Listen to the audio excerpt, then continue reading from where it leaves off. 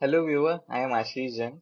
Thanks for your overwhelming response in the first video where I explained why I'm doing and for what. So these video series is to help my fellow marketers to excel in their interviews for the digital marketing space. I will cover different assignment questions for different profiles within this marketing space. So for this particular video, I will discuss the assignment by Regalix. Please note that this could be my personal experience or my friend's experience or the questions gathered in the online or internet space. So as you can see, the first question asks us to plan for the go-to marketing strategy for different service segments. So GTM is go-to marketing. All right, so the first segment is outsource sales as a service. So companies like Netflix or Prime, so they would want to increase their sales by different activities that you would do. So the verticals they have mentioned is high tech, big data or SaaS, software as a service, ICT, internet communication technology, and B2B, business to business. So revenue is they have given the revenue which is 50 million plus. This is about the segment one, and segment two is outsource service or support as a service or success as a service. So, uh, for example, Reddit or Google, so big giants like these wants to outsource their support system. They would find the external vendor to help them. So verticals they have given is retail, e-commerce, ICT, and consumer apps. And revenue they have given is 200 million to 600 million dollars. These are all in dollars, right? And now, uh, before we begin answering or taking an approach to answer these questions, I would like to suggest that before tackling any assignment question, you first have to understand why they have asked you, right? Maybe the company is creating a separate vertical to pitch in the clients for these particular segments, or they are maybe they can be replacing someone who is switching, or they want to introduce a new offering into their company.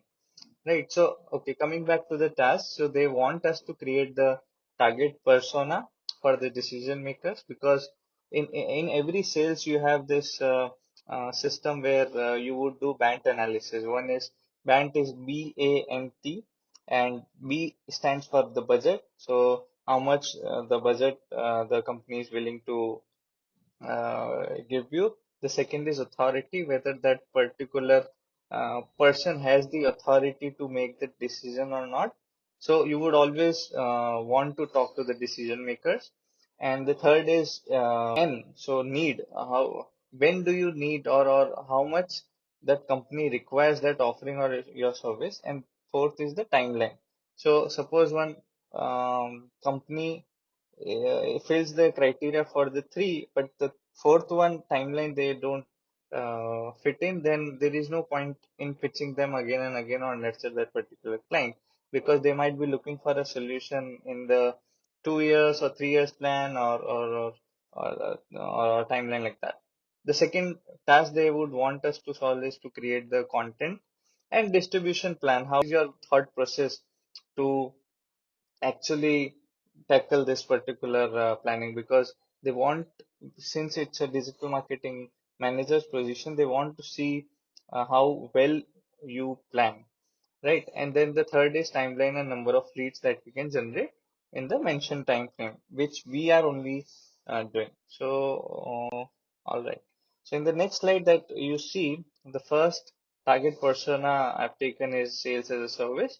So these are just anonymized profile, and I have given name as John D. The position is Chief Sales Officer, who belongs to Sales and Marketing Division, and who reports to CEO. These are the this is the profile of John D. Right, and these four parameters you would want to capture in all your target persona. All right. The points that you see on the right hand side of this particular persona is the challenges for this particular person, objective, what he wants to know, what he doesn't want, and why he would buy buy that service from us, right? So think of it as you are already working in that organization and you want to pitch into John D, and then you will be better at solving these assignment questions, right? So challenges is nothing but to increase the growth rate within the current methods and resources. Objective is straightforward, to have an exponential growth. What he wants to know would be the ROI, return on investment, and the conversion ratio. So these are two major things. There could be other metrics as well, depending on the type of campaign that we would propose to run. And then he doesn't want to complicate their existing process, because there's always the bandwidth crunch for any CXO level guy. So CXO is X could be replaceable: chief executive officer, sales officer, growth officer. So X would replace with the with that character. So we call it as CXO. Then why he would want to buy from us would be experienced partner, affordable budget, and practical timeline. So if he is getting interested in our offerings, these five things should be taken into the consideration. Similarly, for service or support or success as a service, I have named this profile as Nick P, again anonymous. Then position is customer success officer with operations division, who directly reports to CEO. In similar way, I would explain challenges, objective, and then why he wants to uh, hire us to increase their customer success numbers, right? So similarly, you can tackle this. Now coming to the second question, he they wants to know the content and distribution plan. So it is very important for us to make their life easy, right? So always remember that a person who would be interviewing you after the assignment question would always want to discuss the assignment questions, and you have to make it very crisp, very tight, and in a better readable format, right? So I have seen many of my juniors, or people I have also interviewed in the past, who would just submit the assignment in the Word document, or there will be lengthy statements, not good to read. The readability is very low. Text font, font size, font type. So all these things are very important. So try to minimize the number of slides if you're using PowerPoint, and if you're using Word, then try to make the sentences in bullets as much as possible, so that it increase the readability. So here I have given this table where the activities are displayed in the first column. So podcasts, influencers outreach, webinars, then question answer sites, directory submissions, video submission, and press releases. So whenever you type it even on any search engine, these are the standard content and distribution plan you would see. But what you have to do is you have to map it to the challenge or to the assignment questions that you have been given. So I would not say these are all unique activities for any content or distribution plan, but I would say the placements or the remarks that I have given in this table is relevant. So for example, the frequency or the month, for which segment I have given this particular activity. So is it for segment 1 or 2, or it is for both? So these are all details will increase the chances of your problem solving capabilities to get an eye of the interviewer. So they would also want to know the topic suggestions. So whatever activities you have listed down, the next step would be, okay, you have decided the platform. Now, what would you write on that platform, right? So you would also suggest few topics to write on. One smart thing to do is to check their own site. So for this particular assignment, I would go on Regalix and understand their blogs, how in which space they're writing, what are the topics. I would also go to their social media platforms and understand, okay, these people are writing in this fashion. Maybe they're getting more hits. Or alternatively, you could find their competitors through any uh, there are many platforms like TechCrunch or all. You would find the competitors. Go to their site, their blogs or social media channels. You'll find the list of topics. So this is one smart way to do, and it's not a very time-consuming thing also, right?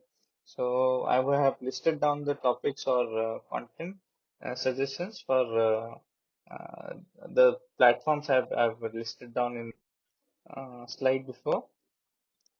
Coming to the next slide, they would want us to understand the budget also, because you might not have the infinite budget, right? So you have to always scope down your activities and match it with the business, the budget that your marketing team has. So first, I have listed down the podcast, so it's very subjective. That's why I have not mentioned any price range. The influencer blogs outreach is generally between 500 to $1,500 per content piece in US region. If it is any other region like Latam or India or UK, the price might reduce, but this is for the US audience. And then webinars or roundtable conferences. So again, participation takes some fee. These days, I don't think many roundtable conferences are happening where you would actually go to your salesperson actually attends the conferences with in that particular city.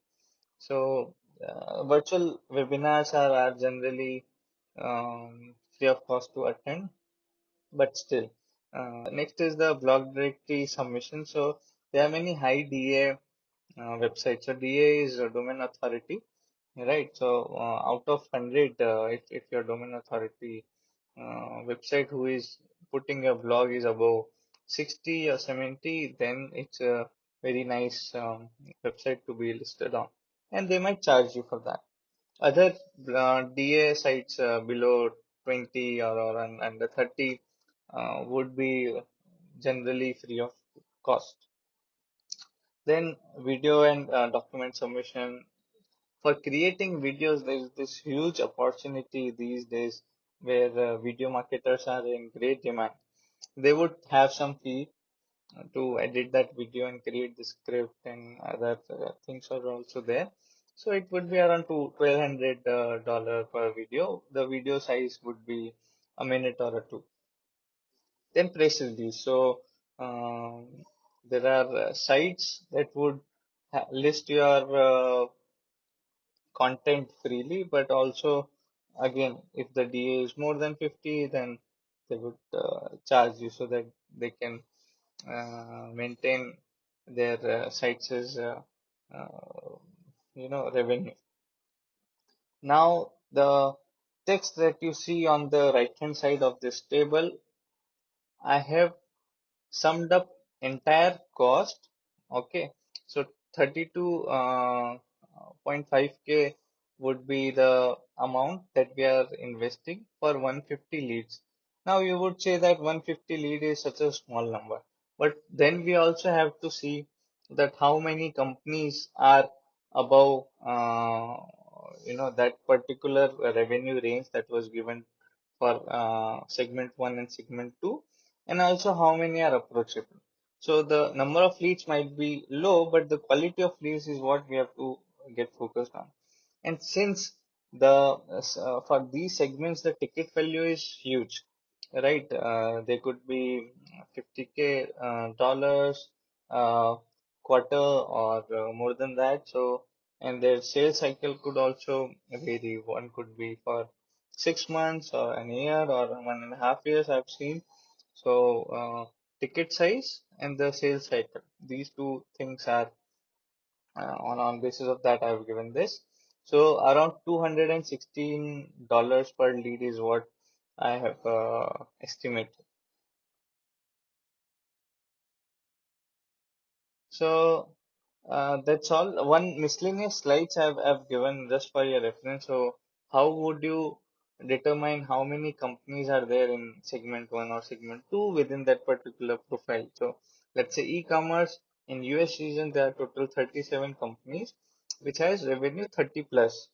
So how did I get these numbers is checking on different sources. So the first source that you see is company's market cap. The other sources are listed down in the right hand side.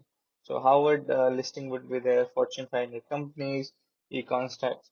So you would always rely on these sites, and basis of that you would define those numbers instead of just quoting a random number. So because uh, and I have included this slide in the annexure because uh, the interviewer might or might not ask from where these numbers are from. So if he or she asks you, you can go to the next slide and then show this particular source that I've mentioned. So, all right, I hope these slides might help you in your upcoming assignment questions. If you would like me to answer any of your queries for this particular assignment or any other assignment, please feel free to inbox me. Thank you so much. All the best.